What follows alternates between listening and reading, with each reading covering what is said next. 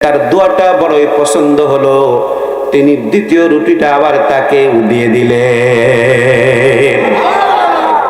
প্রথম চাইলো, কষ্ট করে নিলেন এক টুকরা, দোয়া করার পরে তিনি খুশি হয়ে দ্বিতীয় টুকরা এমনি দিয়ে দিলেন। জোরে কান সুবহানাল্লাহ। আবার ফকির বেটা দোয়া করলেন, মালিক, যার কাছে এক টুকরা রুটি চাইলাম সে আমাকে এক টুকরা রুটি দিলেন। শুধু তাই নয়, তোমার কাছে তার জন্য কল্যাণের জন্য দোয়া করলাম। দ্বিতীয় টুকরা আবার তিনি রুটি আমাকে দান করলেন। তিনি আবার ফকির বেটা দোয়া করলেন, গফির লাহু লাকা মা তাকদ্দামা মিন যামবিকা ওয়া মা তাআখার।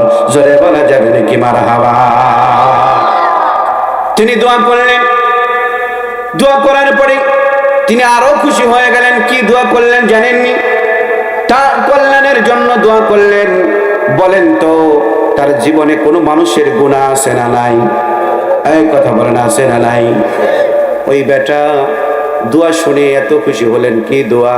তোমার জীবনের গুনাহ আল্লাহ তাআলা মাফ করে দিক। জোরে কন্যা সুবহানাল্লাহ।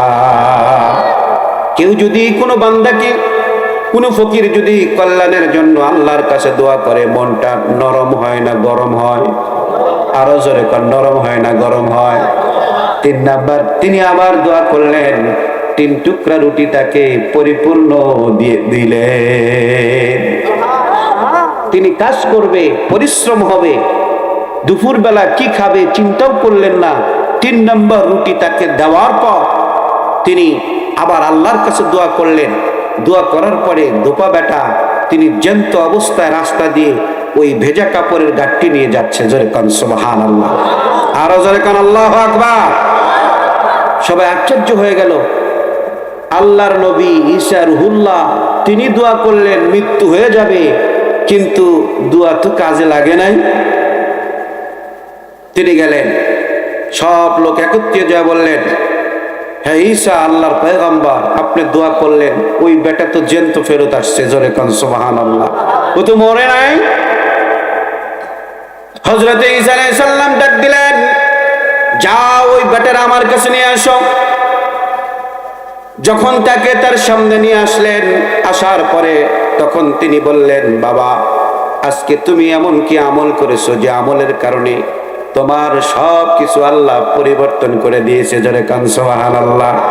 বলে, হুজুর গো, লাব্বাইক ইয়া রূহুল্লাহ, আল্লাহর পয়গম্বর ঈসা আলাইহিস সালাতু ওয়াস সালাম, আমি আপনার ডাকে উপস্থিত হয়েছি। আপনি যে প্রশ্ন আমাকে করেছেন আমি কখনোই ভালো কাজ করি নাই। তবে আজকে সকালবেলা যখন বের হলাম, বের হয়ে যখন রাস্তায় আসলাম, একটা ফকির আমার কাছে খাবার চাইলো। 1 টুকরা, 2 টুকরা, 3 টুকরা আমি যখন দিয়ে দিলাম, সে আমার কল্যাণের জন্য দোয়া করেছে। ঈসা আলাইহিস সালাতু ওয়াস সালাম ডাক দিলেন, ও বেটা, বড় ভালো কাজ করেছিস, এই জন্য আল্লাহ তাআলা তোমার নতুন জীবন ফিরে দিয়েছে। আরো জোরে কান সুবহানাল্লাহ। এ বেটা, তোমার নতুন জীবন ফিরে দিয়েছেন কে? আরো জোরে কান কে? কি এমন কিছু দান করেছে, কেমন মূল্যবান সম্পদ দিয়েছে? খাবার খায় নাই, না খেয়ে ফকির বেটারি ক্ষুধার্ত অবস্থায় যন্ত্রণায় সে কাতরাচ্ছে, সে চিন্তা করছে কি খাবে, অথচ ওই বেটা তাকে খাবার দিল 3 টুকরা রুটি। আল্লাহ তার জীবনকে পরিবর্তন করে দিয়েছে, নতুন জীবনে পরিণত করে দিয়েছে। জোরে কান সুবহানাল্লাহ। এই বেটা, তোমার গাঁটটি খোলো। গাঁটটি যখন খুললেন, গাঁটটির মাঝখানে তিনি দেখতেছেন একটা কালো বর্ণের সাপ, সে ফেনা পেতে। তখন ঈসা আলাইহিস সালাম তখন প্রশ্ন করলেন, এই সাপ, তুমি কি জন্য এসেছিলে? বলে, আপনি দোয়া করেছিলেন মালিকের কাছে, তাকে ধ্বংসন করার জন্য, মৃত্যু দেওয়ার জন্য আল্লাহ তাআলা আমাকে সেখানে পাঠিয়েছিলেন, কিন্তু একজন রহমতের ফেরেশতা এসে তার মুখের ভিতরে লাগাম লাগায়া দিছে।